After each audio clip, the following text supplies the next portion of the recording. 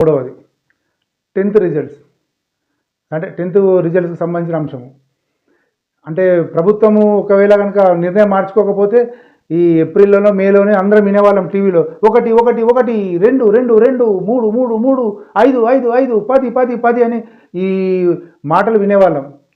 అంటే మార్కుల విధానం, అంటే 600 మార్కులు వచ్చినాడు 1, 599 వచ్చిన వాళ్ళు 2 అనే విధానానికి, పాత విధానానికి సస్తి చెప్పి కొత్త విధానాన్ని తీసుకొద్దామని చెప్పి అనుకున్నారు. ఓకే, ఏదో ఒకటి అనుకున్నారు, అది బయటకు వచ్చేసింది, ప్రకటించేశారు. మళ్ళీ 2 రోజులు కాలేదు, ఒక రోజు కూడా కాలేదు, మళ్ళీ అది పాత యథాతథ స్థితిని ఇప్పుడు అవలంబిస్తున్నాము, నెక్స్ట్ ఇయర్ చూస్తాము అయిపోయింది. అంటే ఎందుకు ఈ తొందరపాటు ప్రభుత్వానికి అనేది ఇక్కడ వస్తున్న ప్రశ్న. ఈ మూడింటితోటి ప్రభుత్వం పలచనవడం కాదు, ప్రభుత్వం తొందరపడుతుందని, ప్రభుత్వం తక్కువ అవుతుందని కాదు, ప్రభుత్వం ఎందుకు ముందు చూపు కరెక్ట్గా ఆలోచించి నిర్ణయం తీసుకోవట్లేదనే ప్రశ్న మాత్రం రాజకీయ వర్గాల్లో, మేధావి వర్గాల్లో, సామాన్య ప్రజల్లో కూడా వస్తున్నది.